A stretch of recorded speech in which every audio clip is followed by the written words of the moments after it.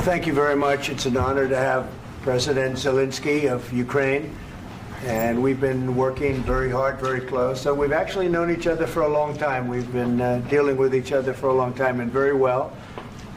We had a little negotiation spat, but that worked out great. I think for both countries, I think for the world, actually, beyond both countries. And we have something that is a very fair deal. And we look forward to getting in and digging and working and getting some of the rare earth. But it means we're going to be inside, and it's a big commitment from the United States, and we appreciate working with you very much. And we will continue to do that. We have had some very good discussions with Russia. I spoke with President Putin, and we're going to try and bring this to a close. It's something that you want and that he wants. We'll have to negotiate a deal. But we've started the confines of a deal, and I think something can happen. The big thing is the number of soldiers, mostly at this point, but soldiers being killed. You're losing thousands of soldiers. On both sides, we're losing a lot of soldiers, and we want to see it stop. And we want to see the money get put to different kinds of use, like rebuilding. And we're going to be working very hard. But we've had a lot of very good conversations. I will say until we came along, the Biden administration didn't speak to Russia whatsoever. They didn't speak to anybody. They just allowed this to continue. And I will say that, I'll say in front of you, you've heard me say it 1,000 times, if I were president, this war would have never happened. We would have had a deal negotiated for you without having to go through what you've gone through. But your soldiers have been unbelievably brave. We've given them great equipment, but somebody has to use the equipment. They've been unbelievably brave, and we give them great credit. This was supposed to be over very quickly, and here we are 3 years later.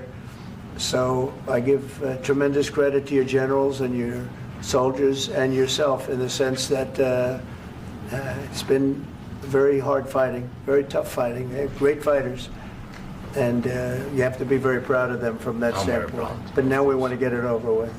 It's enough, right? We want to get it over with. So it's an honor to have you here. Thank you very much for coming. We're going to sign the agreement at the conference in the East Room in a little while, right after lunch. And we'll be having lunch together. We're also discussing some other things. And we appreciate everybody being here. It's somewhat of an exciting moment, but the really exciting moment is when they stop the shooting and we end up with a deal. And I think we're fairly close to getting that, and an honor to have you. And please, I'd like to say something. Yeah, thank you so much, Mr. President. Thank you for invitation. And really, I hope that this first document, will be first step to real security guarantees for Ukraine, our people, our children. I really count on it. And of course, we count that America will not stop support. Really, for us, it's very important to support and to continue it. I want to discuss it with details further during our conversation, and of course, the infrastructure or security guarantees. Because for today, I understand what Europe is ready to do. And of course, I want to discuss with you what the United States will be ready to do. And I really count on your strong position to stop Putin. And you said that enough with the war. I think that is very important, Ben, to say these words to Putin at the very beginning of war, because he is a killer and terrorist. But I hope that together we can stop him. But for us, it's very important to, to save our country, our values, our freedom, democracy, and of course, no compromises with the killer about our territories. But it will be later. And of course, what I wanted, we spoke about it by phone with you about the drones production. We have very good drones production. I think the best one in the world for today because of the war. Yes, and of course, we need very much the air defense. You have the best air defense in the world, and really you helped us under attacks of Russians. And I want to speak how we can exchange the licenses. We're open to share the licenses of all our drones with you, of course, with the United States. And we need licenses for quick production of air defense. Even after the war, we need our nation to be calm, that we are secure. So that's why we need this air shield. And of course, about this I want to speak about the contingents. I think that France and UK already spoke to you, and we know that Europe is ready, but without the United States, they will not be ready to be as strong as we need. And the last point, last not least, about exchange, about our people and children. And you know that these crazy Russians, that they stolen 20,000 of children, Ukrainian children. They changed their names, they changed their families, relatives, and now they're in Russia. We want to bring them back, and really, it's a big dream, task, and goal for me, and our warriors. By the way, Mr. President, we released more than 4,000 warriors from Russian prison, but there are thousands more in the prison. I wanted to share with you some images. How it's, you have just can I now? Yeah, please. Some minutes, 1 minute, 1 minute. Just you to understand in what circumstances, in what situation they are, and what the attitude of Russia to our prisoners. That guys, just you before and after. And you see before and after, just you to understand. Now thousands of such guys, ladies and men, there, and that, so they don't eat, they beat them, and they, so they do a lot of bad things. So out of, even during the war, there are rules. Everybody knows there are rules during the war. So these guys, they don't have any rules. You see that 50, 60 kilograms left, and a lot of such things. And I didn't want to show you what the changes with images of children, because I will just share with you. And I mean, it's looking tragic. Yep, that's tough stuff. I wanted very much to give you, and you see. Yeah. This is pastor, by the way. They stolen pastors because it's not Russian church. They stolen pastors and moved pastors to the prison. At the end of last year, we brought 3 pastors, and we could exchange them. And this is pastor, you see. Yeah, that's tough. Yeah. So I mean, this I wanted to show you, and this. So thank you very much. We want to get that ended, right? Yeah. Of course. We And want. I think we will. And We have to, of course. do you have any questions, please? Mr. President. Thank you, Mr. President. With how much money is the U.S. going to put into the fund that is being created today, and how does this provide long-term security for Ukraine? Well, we don't know exactly how much, because we're going to be putting some money in a fund that we're going to get from the raw earth that we're going to be taking and sharing in terms of revenue. So it's going to be a lot of money will be made from the sale and from the use of raw earth. And as you know, our country doesn't have much raw earth. We have a lot of oil and gas, but we don't have a lot of the raw earth. And what we do have is protected by the environmentalists, but that can be unprotected, but still it's not very much.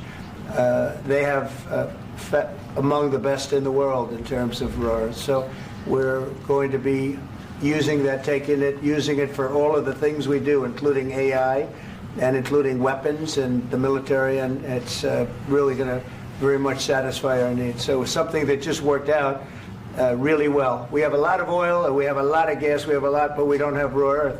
So this has just about every component of the raw earth that we need for computers, for all of the things we do.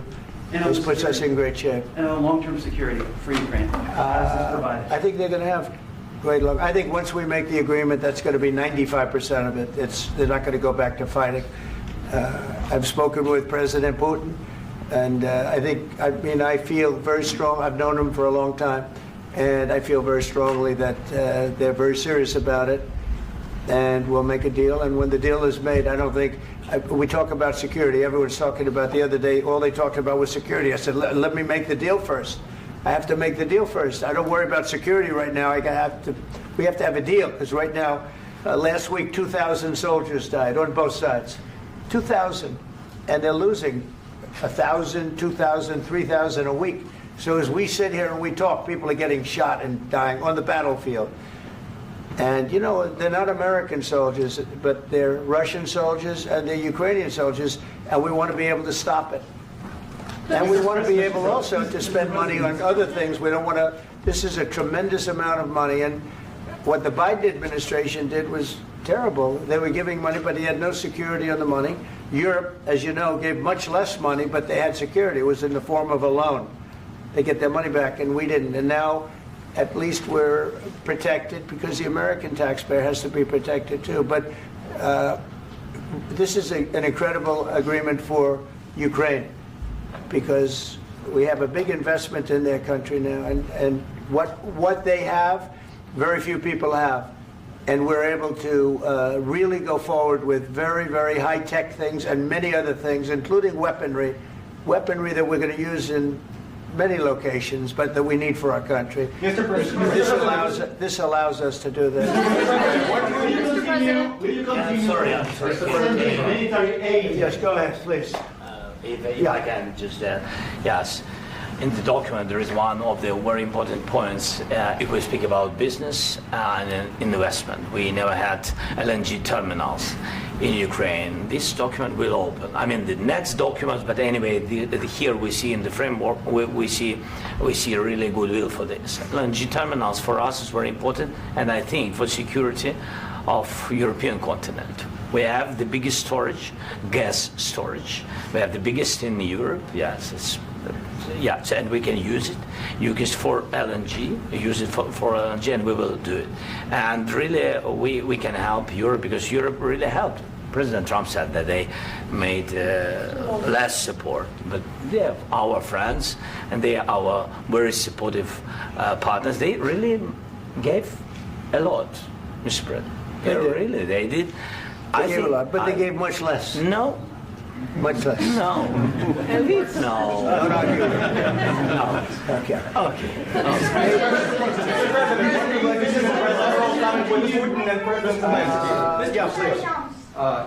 Mr. President Trump, you have repeatedly called the deal with Ukraine as a historical one.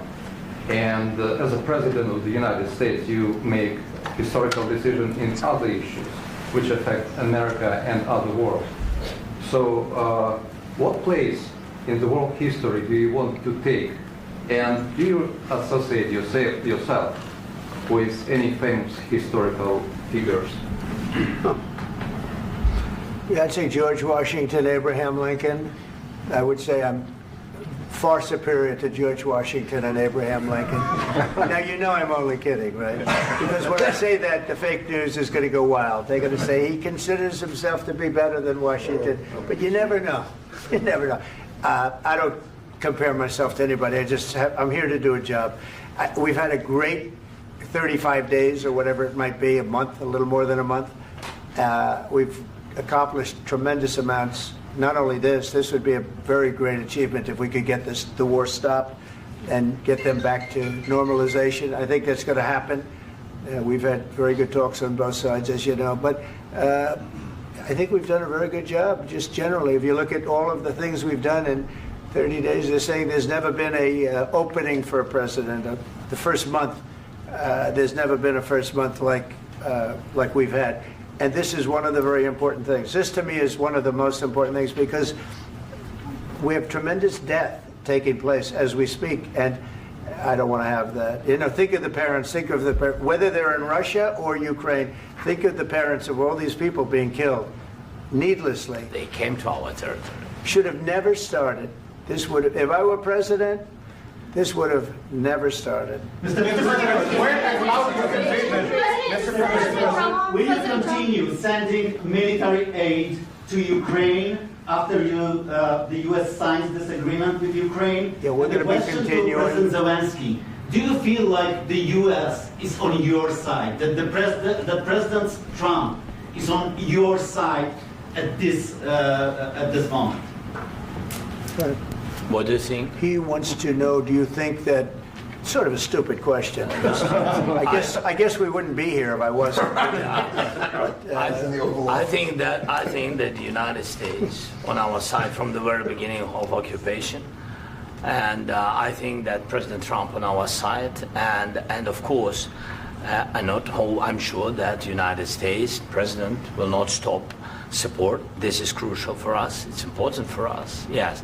And Putin, the president speaks about the people and the soldiers which are dying, but they came to our territory, they came to our land. They began this war, and they have to stop.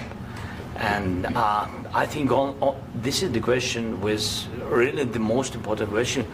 Can President Trump, I hope yes, with some other allies, to stop Putin, withdraw these enemies, our enemy, withdraw these troops from our land? And I think that you asked about the history, I think that if President, or when, he will stop Putin, if President Trump will bring peace to our country, I think he will be on this wall. We've had very, very good talks. What about military aid to Ukraine? President Zelensky just said that there'll be no compromises with Vladimir Putin. I just wanted to ask both of you. Firstly, are there compromises that you think that President Zelensky is going to have to make? And President Zelensky, is there anything that you might be thinking that you may be able to offer or bring to the table, for example, elections? Thank you. I think you're going to have to always make compromises. You can't do any deals without compromises. So certainly he's going to have to make some compromises, but hopefully they won't be as big as some people think you're going to have to make. That's all. That's all we can do. I'm here as an arbitrator, as a mediator to a certain extent between two parties that have been very hostile. To put it mildly, they've been very hostile. There's been a vicious war. There's been a vicious war.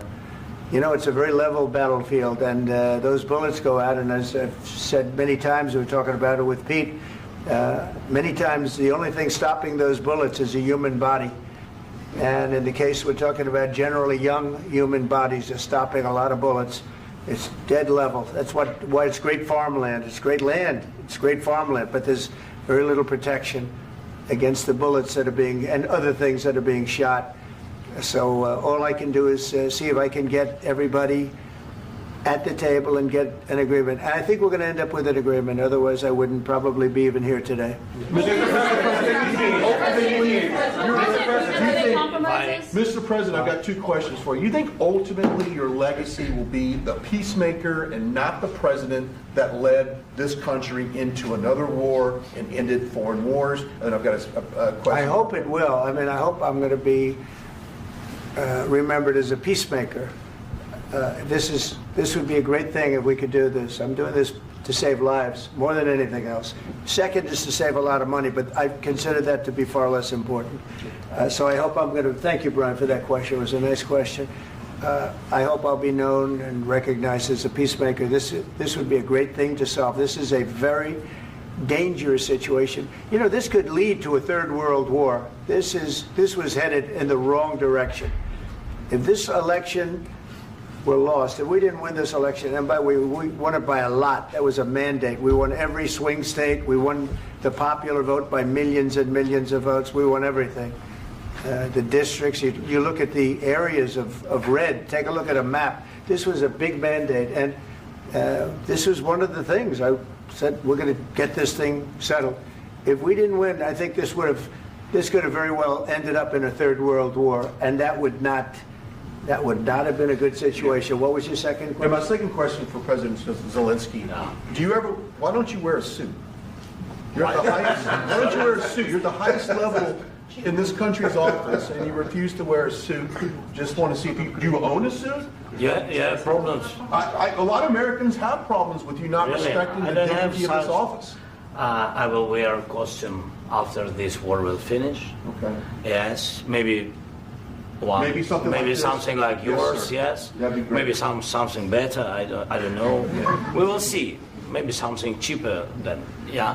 Thank you. Thank you. President Trump. Thank you, President Trump. You said yesterday that you have. Are you going to send more arms to Ukraine in case there's no peace? Yeah, we're going to have arms to Ukraine, yeah, sure. Hopefully I won't have to send very much, because hopefully we're going to have it finished. We're looking forward to finishing this quickly. We're not looking forward to sending a lot of arms. We're looking forward to getting the war finished so we can do other things.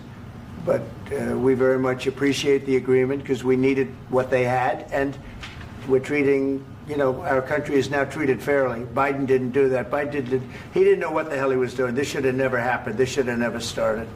But you know, sure, the answer is yes, but hopefully we won't have to send much because I'm looking forward to getting it done quickly, very quickly. Does that mean you'll provide security guarantees, Mr. President?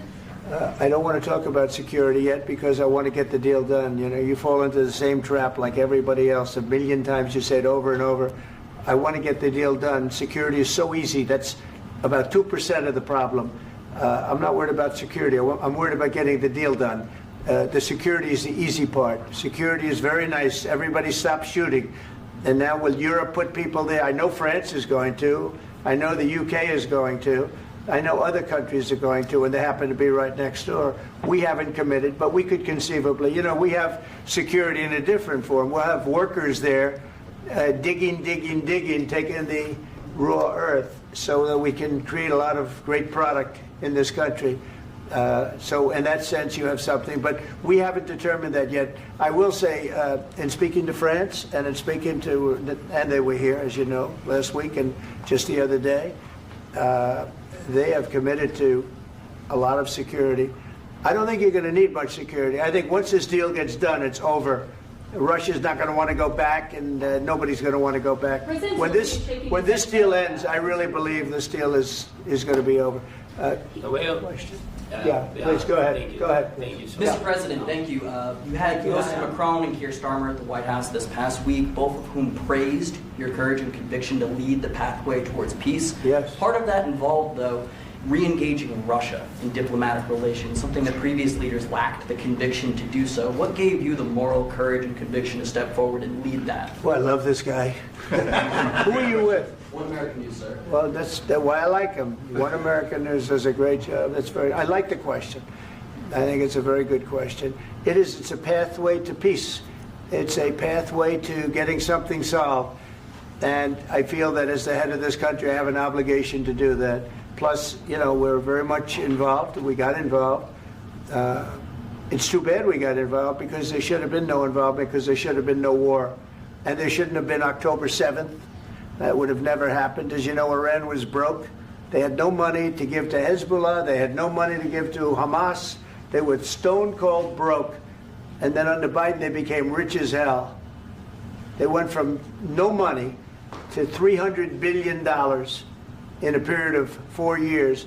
And they gave a lot of that money away, and you see what happened. And that's a real mess also that we hope to be able to solve. But no, I appreciate your question very much. I feel I have an obligation to try and do something to stop the death. If I can answer. Yes, if I can answer. Please, sorry. Please. And I do like your clothing, by the way. Yeah, really? Even though I think he's a great guy, by the way. But I don't know if you two like each other. But you know what? I think he's dressed. I like this guy. I think he's dressed beautiful. So I have more serious things than answer on such questions. Sure, I will answer on more serious questions statement. if I can. Yeah. So please, about security guarantees and about just ceasefire. We can't just speak about ceasefire and speak. It will not work. Just ceasefire will never work because I'm like a president. I have this experience, and not only me. Ukraine before my presidency, from the 2014, Putin broken 25 times. 25 times he broken his own signature. 25 times he broken ceasefire. But he never broke to me. He never broke to me. No, you were the president. You were the president during. He never broke to me. In 2016, you've been the president, Mr. President. You've been the president, but he had, of course, not with you, but he had during those periods. He had conversations with our side, and we had Normandy format. You know, the France, Germany, Ukraine, and Russia, and he broken 25 times. That's why we will never accept just ceasefire. It will not work without security guarantees. Security guarantees, maybe President is right about this document and other, but this document is not enough. Strong army is enough because his soldiers afraid, Putin's soldiers afraid of our soldiers when we're strong enough. If we are not strong enough, if we are empty, if our storage is empty, we can't defend our land. Today, you know, he knows that we have all the world knows that we have meeting. Yes? Why he's using ballistic? Putin today using ballistic on our hospitals, schools, and etc. Ballistic. So he knows that we are here and that President Trump is really have goodwill to stop this war. And you hear now the president. So why he's using? So he doesn't want to stop. He doesn't want. But I hope that we will do it. Really, we'll do it. Security. When we speak about security guarantees, when the Europeans are ready for contingents, they need USA backstop. If there will not be United States, we will not never have any contingents, strong contingents from the Europeans, because they don't want to divide alliance, connection between the United States as the main and strongest ally and Europeans. And this is crucial, this is important. That's what we want to speak about very much. This is very important. And air defense. So air defense, really, we have big deficit with all these systems, and we need to provide this. We need it very much. Otherwise, Putin will never stop, and will go further and further. He doesn't want. He hates us, you know? It's not about me. He hates Ukrainians. He thinks that we are not a nation. He thinks, and he shared these thoughts, I think maybe with your team also, I don't know. But with all the Europeans, in media, officially and not, he always said that there is no such country, such nation, such language, and such life like Ukrainian. No, he really doesn't respect all the Ukrainians, and he wants to destroy us. And you are right, Mr. President. That's 2%. This document, maybe other documents, it's a very good start, very good, but it will not enough to stop this person. Should Russia pay to rebuild Ukraine? Mr. President, under these Should Russia pay to I asked rebuild Ukraine? They have to pay. this question. This is the rule. This is the rule of the war. This is the rule of the war. During all the centuries, all the history, this is the rule of the war. Who began, those pay. Do you agree This with is the that? rule. Putin began this war. He has to pay all money for innovation. He has to pay. Of course, some Russian assets, what we have in Europe, about 300 billion, we can use them. We can use for innovation and buy military support from the United States also. We can do it, but it's not enough. It's not enough. President, under these circumstances, do you envision a trilateral summit with Putin and President Zelensky? Wait 1 second. I asked this question that you didn't like because I wanted to know if you want to position yourself in the middle between Russia and Yes. Ukraine, or on the Ukraine side. No, I'm in the middle. I want to solve this thing. I'm for both. I want to get it solved. And it's wonderful to speak badly about somebody else, but I want to get it solved. If we can solve it, great. If we can't solve it, they're going to have to fight it out, and who knows what's going to happen. But I want to see it get solved. May I follow up? One more question about U.S. troops in Europe. After Russian invasion of Ukraine, your predecessor sent additional troops to Eastern Europe, including Poland, my country. Yeah. Are you committed to keeping these troops on the eastern flank of NATO in the future? I'm very committed to Poland. I think Poland has really stepped up and done a great job for NATO. They, as you know, they paid more than they had to. They are one of the finest groups of people I've ever known.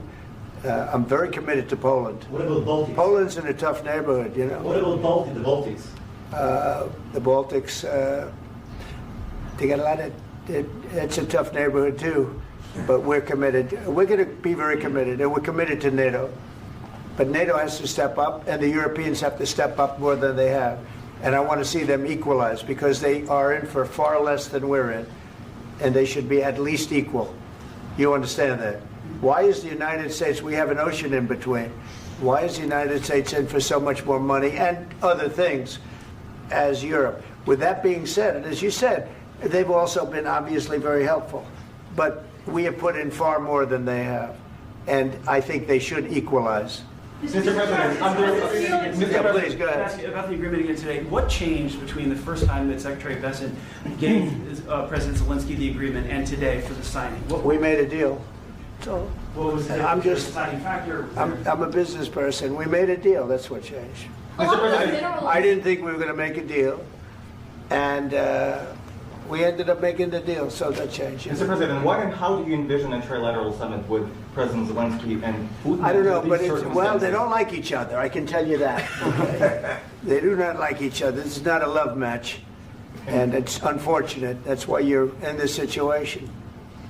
The United States should not have allowed this to happen.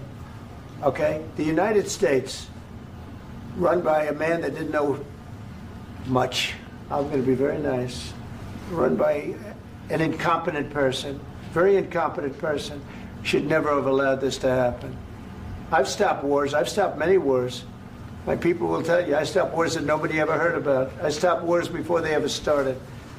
You can look at some of, I could give you a lot of nations that would tell you right now they were probably going to war. I could tell you right now there's a nation thinking about going to war on something that nobody in this room has ever even heard about. Two smaller nations, but big, still big.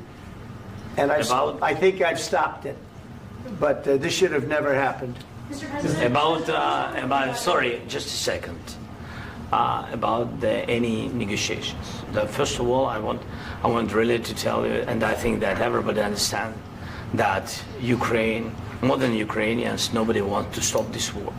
But at the future, any negotiations, it's understandable that two sides of the war, not Russia and the United States, because this is not the war between Russia and the United States. This is war of Russia against Ukraine and Ukrainian people. So these two sides will be at the anyway will be at the negotiation table. Then of course United States, like the strongest partner of the Ukraine, and of course Europe. I think Europe is very important. I want to speak about it with the president. Yes, Europe is very important for us because we really defend Europe for today. All Europeans really recognize that we are defending the line, and they have real life, and our people are dying. That's why they helped us. And also, it's about the NATO. Yes, between, like the president said, you have big, nice ocean. Yes, between us. But if we will not stay, Russia will go further to Baltics and to Poland, by the way. But first to the Baltics. It's understandable for them because they've been in the USSR. You know, they've been one of the republics of the USSR, and Putin wants to bring them back to his empire. It's a fact. And when he will go there, if we will not stay, you will fight. Your American soldiers, it doesn't matter, do you have ocean or not, your soldiers will fight. Mr. President, would you be willing to visit Ukraine, maybe Kyiv or Odessa, which is known to be at the riviera or Black Sea? It was my question. I'm sorry. I don't want to talk about Odessa now. Let's not talk about Odessa. I want to talk about making a deal, getting peace. We don't have to talk about Odessa, but a lot of cities have been destroyed. A lot of cities that are not recognizable. There's not a building standing. No. And a lot of things Mr. President, you have to come and to look. No. We have very good cities. Yes, a lot of things have been destroyed, but mostly cities alive, and people work, and children go to school. Sometimes it's very difficult. Sometimes closer to front line, children have to go to underground schools or online, but we live. Ukraine is fighting, and Ukraine lives. This is very important. And maybe it's Putin is sharing this information that he destroyed us. No, he lost 700,000 people, 700,000 soldiers. He lost everything. Yes. So, Mr. President, one more. Please, go ahead. When did you last speak with President Putin, and what did he say that? A couple of days ago. And what did he tell you that gave you the assurance that he wanted peace? Well, that's what I do. My whole life is deals. I know pretty good. And I've known him for a long time. I've dealt with him for a long time. He had to suffer through the Russia hoax. You know, Russia was a hoax. It was all Biden. It was nothing to do with him. So he had to suffer through that, and he was able to do that. I think that he wants to make a deal, and he'd like to see it end. That's all I do. That's what I do. My whole life, that's what I do is make deals. And I'm in the middle of a mess because this is a real mess. It's a very dangerous one. If this doesn't get solved now, it's not going to get solved for a long time. So I hope we're going to get it solved. In the back, please. Thank you, Mr. President.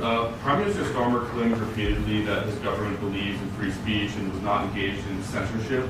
But his country's government arrests people for memes and thought crimes, and even more worrisome is pressuring American companies to censor Americans on its behalf. How can he be a reliable, trustworthy partner when he says things that are demonstrably false on such an important topic? Well, we actually spoke to him about that yesterday, and we thought they took it very, very much too far. JD was very strong on it. So was I. So was Marco. And we've been speaking to him about it. Marco, would you like to say something about that? We have concerns, obviously, with the conduct of those, particularly as it impacts Americans. And there's real concern that American speech, which is online, could fall into the hands of British or any country's jurisdiction. And so this is a point the Vice President made at Munich, and I think it's a very compelling one, that what unites us with Europe, as much as anything else, is these shared values, and one of them being free speech. And so if Americans are threatened by it, we're going to need to take action in that regard. Mr. President.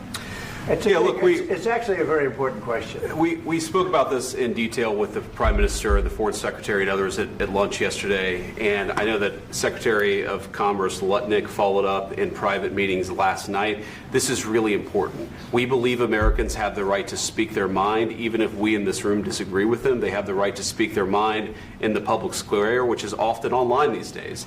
And we're going to defend that right as it pertains to American companies and American citizens vigorously if we have to. I do think that under the President's leadership, we're going to find common ground with our friends in the UK on this question, but it remains to be seen. The principle that will guide us is we believe in free speech in this country, and we'll fight for it for American citizens. Mr. President, on the deal, is there any other oil and gas component to the deal? Is it all critical? A little bit. We'll see. On LNG? But we're not really looking for that so much. We got a lot. We have more than anybody in the world, by far. So no, we're not talking about it too much, but a little bit. I think it affects also, but for the most part, no. And sir, is there any agreement from Ukraine to purchase U.S. LNG as part of the deal, or is that on the table at all? No, we don't need that. Mr. President, I just wanted to ask you about, you just mentioned that you'd spoken to Vladimir Putin a couple of days ago. Just to be clear, that's a new call, not the one that you... I've spoken to him on numerous occasions. Okay, and how was the latest call? What did you discuss? How did it go? Are you serious with that question? I am. I'd love to know. It went well. I think we're going to have a deal. On the minerals deal, Mr. President, some of those minerals are in the east of Ukraine, not far from the front lines and in areas that Russia has occupied. Will you direct President Putin to withdraw his forces from those areas if there's U.S. interest? Well, we'll take a look at the time. We have a lot of area. It's a very big area we're talking about, so we'll take a look. I'll study that and I'll see. And who would protect those minerals if they are U.S. interests? Would that be Ukrainian forces? They'll be protected. European The agreement forces? will protect them. U.S. The forces? agreement, yeah, we're signing an agreement. You know? Right, but what if Russia tries to invade or there's Russian aggression in those spots? I just told you I don't think that's going to happen. And if that were going to happen, I wouldn't make a deal. If I thought that was going to happen, I wouldn't make a deal. Some people may wonder why. You know, they ought to focus on CNN on survival, not asking me these ridiculous questions. Focus on surviving, because CNN's got such low ratings. I don't think they're going to survive. Let's go. Please, One more. I already mentioned Poland. Poland was under Russian control for decades after the Second World War. When I was a kid, I looked at the United States not only as a most powerful country, richest country in the world, the country that has great music, great movies, great muscle cars, but also as a force for good. And now I'm talking with my friends in Poland, and they are worried that you align yourself too much with Putin. What's your message for them? Well, if I didn't align myself with both of them, you'd never have a deal.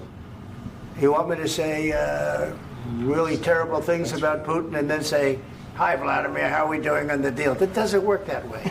I'm not aligned with Putin. I'm not aligned with anybody. I'm aligned with the United States of America and for the good of the world. I'm aligned with the world, and I want to get this thing over with. You see the hatred he's got for Putin. It's very tough for me to make a deal with that kind of hate. He's got tremendous hatred, and I understand that, but I can tell you the other side isn't exactly in love with, him either. So it's not a question of alignment. I'm aligned with the world. I want to get the thing set. I'm aligned with Europe. I want to see if we can get this thing done. You want me to be tough? I could be tougher than any human being you've ever seen. I'd be so tough.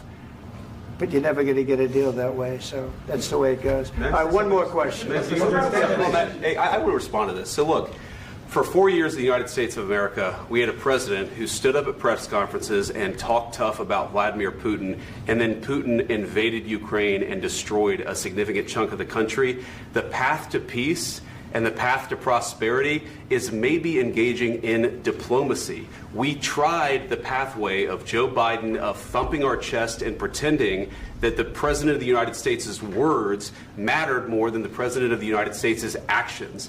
What makes America a good country is America engaging in diplomacy. That's what President Trump is doing. Can I ask you? Sure. Yeah? Yeah. Okay. So he occupied our parts, big parts of Ukraine, part of East and Crimea. So he occupied it on 2014. So during a lot of years, so I'm not speaking about just Biden, but those time was Obama, then President Obama, then President Trump, then President Biden, now President Trump, and God bless, now President Trump will stop him. But during 2014, nobody stopped him. He just occupied and took. He killed people. You know what the contact 2015. 2014. 2014 and 2014. 2014. Yeah. So I was not here. Yeah, but that's exactly right. Yes, but during 2014 till 2022, yeah, the situation the same. The people have been dying on the contact line. Nobody stopped him. You know that we had conversations with him, a lot of conversation, my bilateral conversation, and we signed with him, me, like a new president. In 2019, I signed with him the deal. I signed with him, Macron and Merkel, we signed ceasefire. Ceasefire. All of them told me that he will never go. We signed him with gas contract. Gas contract. Yes, but after that, he broken this ceasefire. He killed our people and he didn't exchange prisoners. We signed the exchange of prisoners, but he didn't do it. What kind of diplomacy, JD, you are speaking about? What do you mean? I'm talking about the kind of diplomacy that's going to end the destruction of your country. Yes, but if you Mr. President, with respect, I think it's disrespectful for you to come into the Oval Office and try to litigate this in front of the American media. Right now, you guys are going around and forcing conscripts to the front lines because you have manpower problems. You should be thanking the President for trying to bring an end to this conflict. Have you ever been to Ukraine that you say what problems we have? I have been to. Come once. I've actually watched and seen the stories, and I know what happens is you bring people, you bring them on a propaganda tour, Mr. President.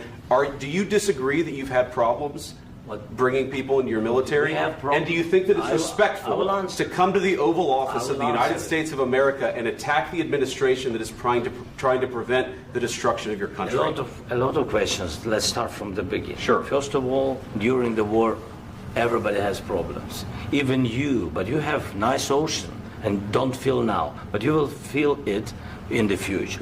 God bless. You don't know that. God bless. God bless. You will not have a war. Don't tell us what we're going to feel. We're trying to solve a problem. Don't tell us what we're going to feel. I'm not telling you. Because you're in no position to dictate that. That's Remember exactly what this. you're doing. You're in no position to dictate what we're going to feel. We're going to feel very good. You will feel influence. We're going to feel very good and very strong. You will feel influence. You're right now not in a very good position. You've allowed yourself to be in a very bad position, and he happens to be right about it. From the very beginning of the war. You're not in a good position. You don't have the cards right now. With us, you start having cards. Right now, you don't. You're playing cards. You're playing cards. You're gambling with the lives of millions of people. You're gambling with World War III. You're gambling with World War III. And what you're doing is very disrespectful to the country, this country, that's backed you far more than a lot of people said they should have. Have you said thank you once? This entire meeting? No, in this entire meeting, have you said thank you? Today. You went to Pennsylvania and campaigned for the opposition in October. Offer some words of appreciation for the United States of America and the president who's trying to save your country. Please, you think that if you will speak very loudly about the war, He's not speaking loudly. He's not speaking loudly. Your country's in big trouble. Can I Wait a minute. No, you've done a lot of talking. Your country is in big trouble. I know. You're not winning. You're not winning this. you have a damn good chance of coming out okay because of us. Mr. President, we are staying in our country, staying strong from the very beginning of the war. We've been alone, and we are thankful. I said thanks You haven't in been this alone. cabinet, You and haven't not been only alone. in this cabinet. We gave you, through I this said stupid president, $350 billion. You voted we gave for you your military president. equipment, You and you voted men for are your brave, but they had to use our military. What about West? If you didn't have You our invited military me- equipment, You invited if me you to didn't speak. have our military equipment, this war would have been over in 2 weeks. In 3 days, I heard it from Putin. In 3 days, this is something Maybe new. less. In 2 weeks, of course, yes. It's going to be a very hard thing to do business like this. Again, I tell you. just say thank you. I said a lot of times thank you to American people. Accept that there are disagreements, and let's go litigate those disagreements rather than trying to fight it out in the American media when you're wrong. We know that you're wrong. But you see, I think it's good for the American people to see what's going on. I understand, sir. I think it's I very understand. important. That's why I kept this going so long. You have to be thankful. You don't have the I'm cards. thankful. You're buried there. Your people are dying. tell you You're again, running I low know. on soldiers. Don't- Listen, don't please, you're running Mr. low President. on soldiers.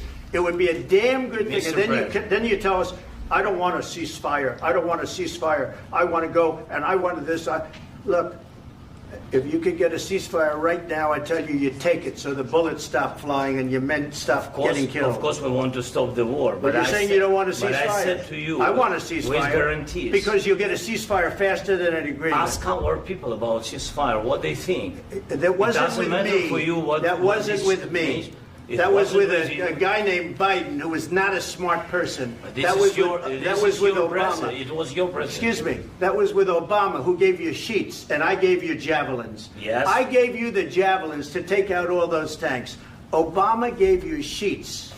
In fact, the statement is Obama gave sheets and Trump gave javelins. You got to be more thankful, because let me tell you, you don't have the cards. With us, you have the cards. But without us, you don't have any cards. One more question to Mr. Vice President. I'm sorry. It's going to be a tough deal to make, Um, because the attitudes have to change. What if Russia breaks ceasefire? What if Russia breaks peace talks? What do you do then? I understand that it's a heated conversation right now. What are you but saying? what if She's asking, what if Russia Putin breaks the ceasefire? What if anything? What if a bomb drops on your head right now? But they have Okay? broken ceasefire. What if they broke it? I don't know. They broke it with Biden, because Biden, they didn't respect him. They didn't respect Obama. They respect me. Let me tell you, Putin went through a hell of a lot with me. He went through a phony witch hunt where they used him and Russia. Russia. You ever hear of that deal? That was a phony Hunter Biden, Joe Biden scam. Hillary Clinton, Shifty Adam Schiff. It was a Democrat scam. And he had to go through that. And he did go through it. We didn't end up in a war. And he went through it. He was accused of all that stuff. He had nothing to do with it. It came out of Hunter Biden's bathroom. It came out of Hunter Biden's bedroom. It was disgusting. And then they said, oh, the laptop from hell was made by Russia. The 51 agents. The whole thing was a scam. And he had to put up with that. He was being accused of all that stuff. All I can say is this. He might have broken deals with Obama and Bush, and he might have broken them with Biden. He did, maybe. Maybe he didn't. I don't know what happened. But he didn't break them with me. He wants to make a deal. I don't know if you can make a deal. The problem is, I've empowered you to be a tough guy. And I don't think you'd be a tough guy without the United States. And your people are very brave. But you're either going to make a deal or we're out. And if we're out, you'll fight it out. I don't think it's going to be pretty, but you'll fight it out. But you don't have the cards. But once we sign that deal, you're in a much better position. But you're not acting at all thankful. And that's not a nice thing. I'll be honest, that's not a nice thing. All right, I think we've seen enough. What do you think? What's this negotiation? This is going to be great television, I will say that. All right. We'll see what we can do about putting it together. Thanks, sir. I need the back of this. We'll see. I don't know. All right, guys, come on. Wait, hey, let's go. Guys, come on, let's move.